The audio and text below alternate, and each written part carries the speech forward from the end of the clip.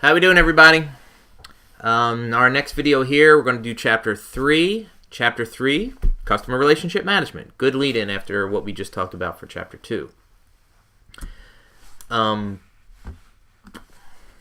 Before we get into your awesome questions, well detailed, let me do a couple high-level things here. CRM is a comprehensive business model for increasing revenues and profits by focusing on customers. At no point in that definition does it say CRM is software. This is my problem. A lot of people talk about CRM in terms of technology or software. CRM is a philosophy. It is not software. It's usually one of the critical mistakes firms do.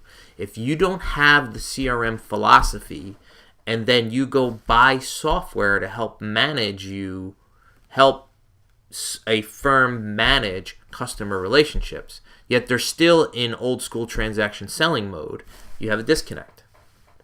Technology is not going to fix your bad philosophy. A couple of things I wanted to highlight on is we have this customer orientation language here in this chapter. Firms that are customer-oriented, firms that are market-oriented, my students that had me in the spring semester, we talked a lot about market orientation. Okay? For my students that didn't have me in the spring semester, the best thing to do is to go to my blog, dignuggetville.com, all right? Type in market orientation. Okay?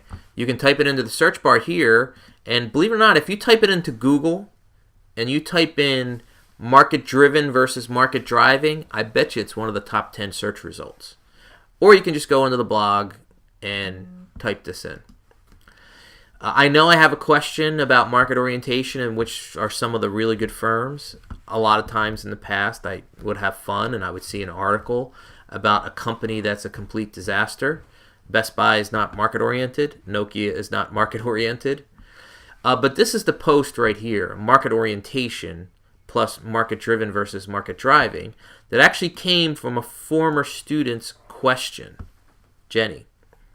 And I explain both market orientation and market-driven versus market-driving here. This is only a 300-word post. I highly suggest you go check it out. Explain it in well detail. Here's her specific question. Here's my response. Okay? But market orientation in a sales world gets summarized to what they call SOCO. There's a scale. So and CO. This is the CO, customer orientation. And the other part of that scale is service orientation, SOCO, SOCO. I actually have a paper or two written with the SOCO scale.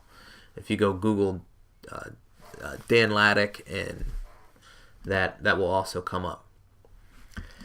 What we have here is what I summarized in the first video. Mass marketing, this is post-World War II. This is the 50s and the 60s. And in the 60s and in the 70s, we started doing a little bit more targeting.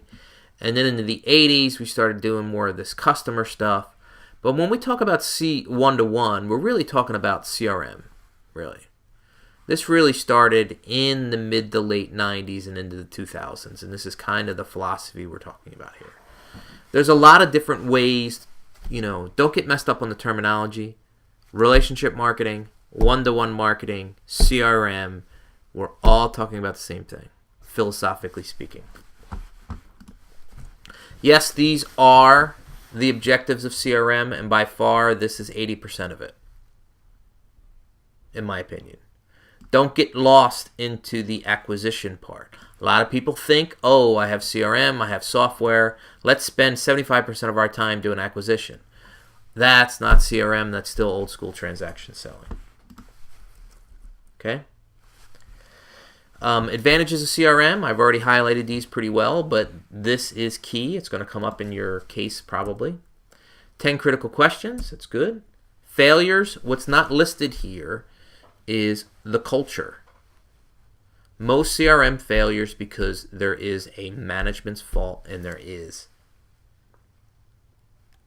a disconnecting culture, or they think software. There's our market orientation slide that I already led to. This is overly complicated. Don't worry about it. Okay. The last thing, there was a question for Chapter 3 is, how do I know whether I should use CRM or not? So really, if it's a transactional relationship, if we are short-term, little concern for the other party, trust, there's not that investment, there's a conflict kind of, this is not a CRM type scenario. This is a CRM type scenario. Long-term, high, collaboration, high. Another way to look at it is in this slide. In IMC strategy, if you have a situation where the customers there is a low concentration of potential buyers, then you use personal selling in CRM. If buyers' information needs are very low and uncomplicated, you don't need CRM as much. You don't need people. Size and importance of a purchase, if it's very large and very influential, you need salespeople, you need CRM. Post-purchase contact required, you need CRM, you need salespeople. Product complexity, if it's very high, you need CRM, you need salespeople. Distribution is through a channel or it's direct. This is not a good one anymore because direct used to mean something else. Now we talk about direct in terms of electronic. But, Xerox copiers, you don't go to the Xerox store to buy, you go to a Xerox salesperson and they deliver. That's a direct channel. If there's lots of negotiation and different price points, you need CRM, you need salespeople. If the pricing is preset and the same everywhere, you don't need salespeople. All right, let's get to those questions for Chapter 3. Could you further explain what the author means when he states that the role of salesperson is to make the market? Salespeople are market makers. Salespeople find problems to solve. So in other words, some people don't know that they have a problem. Some people don't know. Some people think everything's fine, and you could help them out 20, 30, 40% more than what they're doing at the moment. Whether in terms of revenue, whether in terms of efficiency, whether that in terms of making their life less complicated, you can solve a problem for them. Have you ever been to a dinner party and you guys are having a conversation and someone shows you something and tells you something you never heard of and you're like, wow, that's a good find. I'm going to start doing that. Salespeople are market makers. They're not reactive, they're proactive. They find opportunities. And usually what happens is a salesperson has a lot of conversations with a lot of people. They develop relationships. And the actual selling of a product or service is like almost after the fact. A very good salesperson, the selling part shouldn't be hard because it's abundantly obvious that I'm helping you out. This product or service will solve your problem. If it doesn't solve your problem, then guess what? You shouldn't be buying it in the first place. Salespeople are market makers. The author states it's important to underpromise and overdeliver. I think the better way to say this is whatever you promise, you make sure you meet, and then you do other things that you didn't say you were going to do. You don't sandbag it by any stretch of the imagination. That's not what they're talking here. In the past, salespeople would say anything to close a deal. They would overpromise. They would say absolutely anything. And then after the deal is signed, we're like, well, it didn't work out. Sorry. Overly complicated. I misspoke. That's overpromise and underdelivering. Underpromise, overdeliver is you deliver exactly what you say you do, and then you do more. Have there been any negative aspects to the increase of one-to-one marketing? Yes, there has been. particularly when firms adopt one-to-one CRM and they think of it as a spam machine. They have this new cool technology. It's easier to manage contacts. It's easier to send more messages to more people. They're all one-way messages. They're not relationship building. And they spam the bejesus out of you. So it's one of the downsides to having loyalty cards. 8 out of 10 loyalty card programs end up being nothing but spam machines. There's no learning as part of that relationship. There's no symbiosis. There's no back and forth. Best Buy spams me. I have literally an email account for spam. Anytime I have to sign up for a loyalty card or doing that other stuff, I give them my spam email. What are some of the major guidelines that salespeople must follow? How far can someone go to make a sale?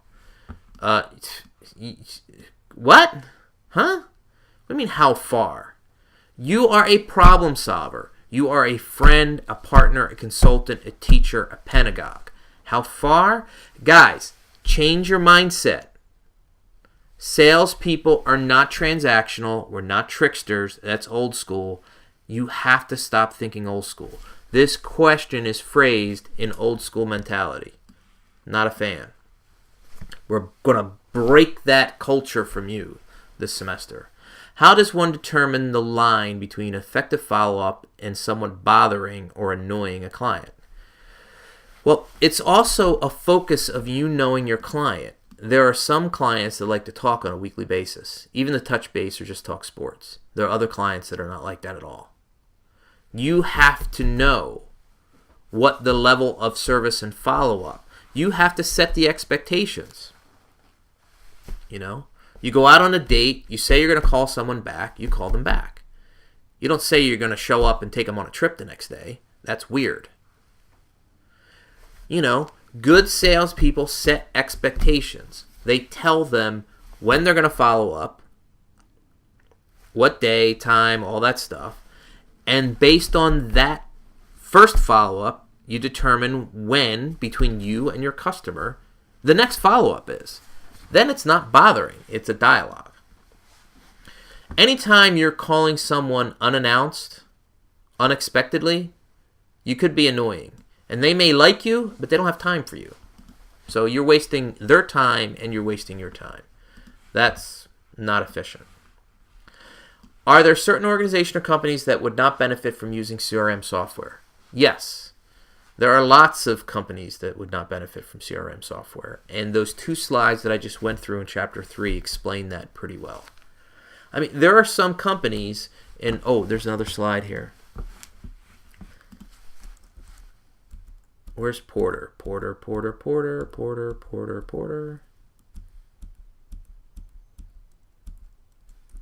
Where's Porter at?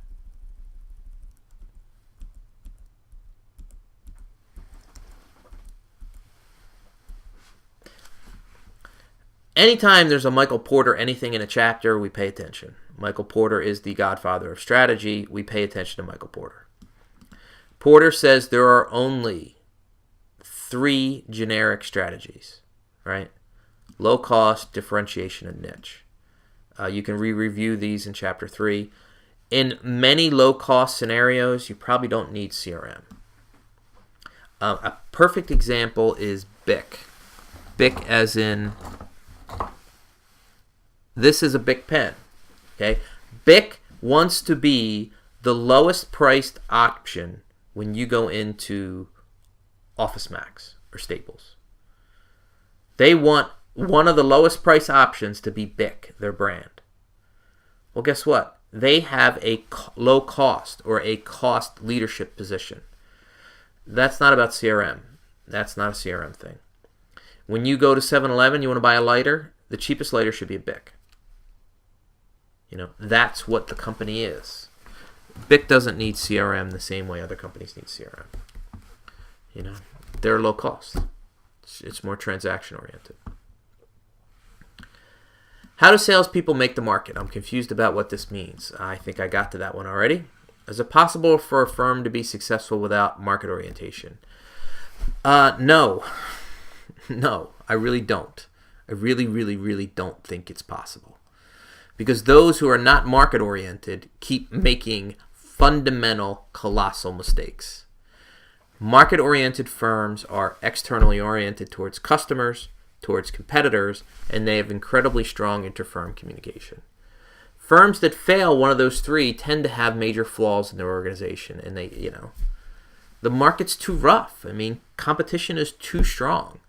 The only way you can be successful without being market-oriented is if every other player in your market is also not market-oriented. I mean, if you're all inept, then eventually you'll get some wins. But if someone's really good, forget it. Who should have the ownership of CRM within a firm? The firm should have the ownership of CRM within the firm. CRM does not reside in one particular department. That's actually another flaw. Some people think CRM is in the sales department or in the marketing department. Some people think it should be in the accounting department or the finance department. The fact of the matter is, if accounting, finance, sales, marketing, even operations are not involved in this conversation and are not seeing the data in the database, there's a problem. Most firms tend to buy CRM software for the salespeople, and all that information gets locked into the sales silo. And then you really lose some of the effectiveness of exactly what CRM could do. If you want a really good market-oriented firm, everybody has access to the CRM. And if you were to read my blog post, CRM stuff, data, information, if you were to read that blog post, you'd know exactly what I'm talking about. Because market orientation, external orientation towards customers and competitors, that information needs to be shared across the entire organization. Strong inter-firm communication. If only one silo has access to the CRM data, then how strong could the inter-firm communication be? What are some of the examples of market-driven companies? Oh, there's a lot of them. Market-driven, market-driving.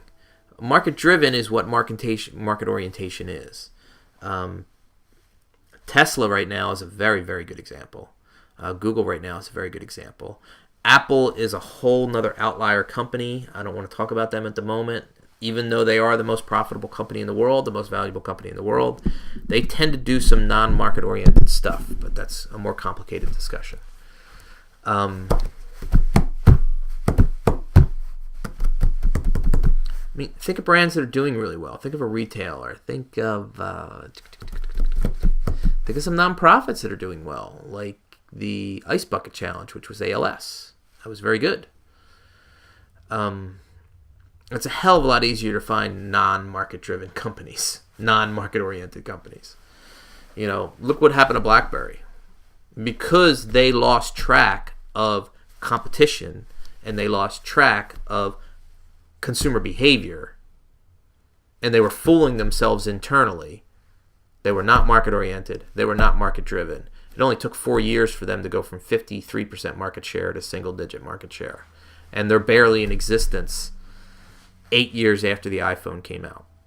Between iPhone and Android, they killed BlackBerry, which had half of the world market for smartphones. It's just unbelievable. How can a salesperson convince customers that their input is valuable? It's very simple. If we want to stay within the blog world, one of my most favorite posts is WIIFM. What's in it for me? You have to tell people what's in it for them. If there's nothing in it for them, they won't care. WIIFM. Tell people what's in it for them. If there's something in it for them, they will care. If there's nothing in it for them, if your offering is not framed in terms of how it will benefit them, you're dead in the water. You're not going anywhere. You have to frame your argument in how it's important for them. Strategic planning takes time and money along with being creative. What's the cost of a strategic plan given its corporate-wide investment and time? I don't know, but whatever the cost is, it's, I don't care what it would be. If you don't plan well, you're not going to have a firm. So, we could talk about cost in terms of time and money. You have to invest both time and money to come out with a better outcome. And each firm has to decide what that's going to be. But for most firms, if we go back to Apple, I just actually listened to the latest Steve Jobs biography, and we know the arc of Apple. Apple went like this, Apple went like this, Apple went like this. Well, in this part, they did not spend the time or money to invest in R&D, to plan, and each time that they didn't, they kept sliding to the point where they were 90 to 120 days away from bankruptcy. So what's the cost? I don't know. Whatever the cost is, you pay it. Time and money. One way a customer keeps a good relationship is by checking in with the customer routinely. However, lots of customers don't want to be bothered if everything is running smooth. But a better way to check in would be offering industry information. A customer would share that this is a fantastic way. You tell people what's in it for them. Another way is through social media. It's less intrusive to maintain a relationship with a customer. It's more asynchronous. But a lot of firms develop well-researched white papers. I'm actually working on one for The Economist right now for the client that I can't talk about. And these white papers are industry information that gets shared with a customer base that helps maintain relationships and also brand someone as a thought leader. Personal selling is a great tactic for a company to expand. However, if you're in a mature market, labor can be sticky and might be more cost-effective to target through the internet versus hiring staff. It depends on your product or service. We saw those charts in chapter 3 that I went through, and those are the trade-offs. A lot of firms might not hire internal staff, but they might hire external staff. And later in later chapters, we will talk about an external sales force versus an internal sales force. But if you have a product that needs personal selling, no internet, no technology is going to sell or develop a relationship for you. The problem with a lot of internet and digital technologies is they're still too one-way. Personal selling is expensive. Non-personal selling is less expensive. But the authors believe that selling will become more important in years to come instead of diminishing. Are there any studies that have been done to see the trends? Yes, we have a million CRM studies. And the firms that are CRM oriented, that have individuals that develop relationships, are more profitable and stronger firms. Go to Harvard Business Review and do a quick search. You're only going to find, 3 articles there. I have, actually the books are not on the shelf here. They're downstairs in my basement library. But I have a whole bunch of CRM and loyalty-like books. And there are multitudes of studies. And my students that had me in the spring semester know exactly what I'm talking about here. For my students that have me this semester, if this is something that you're really, really interested for your firm and your current job right now, I will happily send you a bunch of articles or load them up the Blackboard. How much more effective is personal selling versus mass media advertising?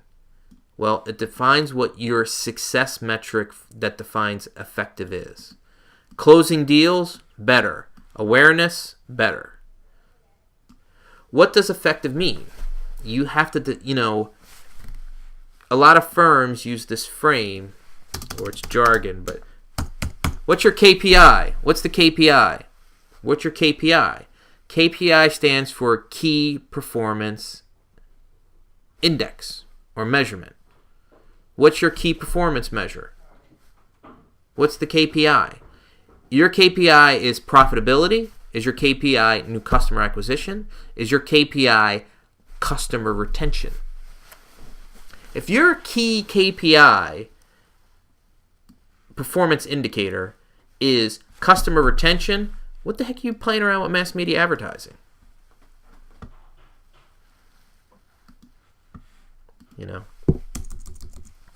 If you're developing relationships, the apps, I'm a huge technology guy. Love technology.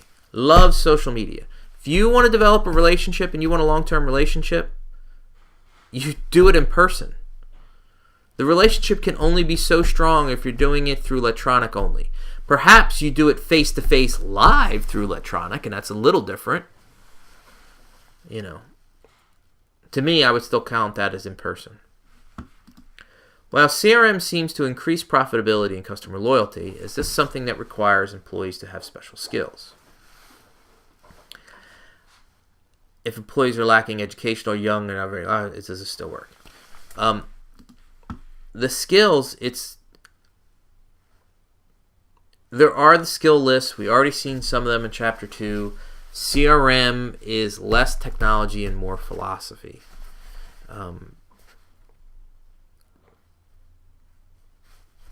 You know, I think we're already good there. I don't know what else I need to really say there, based on both video for Chapter 1, 2, and now 3. What precautions should be taken from a firm to avoid the risks of a functional relationship when the salesperson leaves the company and goes to a competing company? Oh boy, wow, what an incredible question to ask and to end Chapter 3. Well, this is very challenging, okay?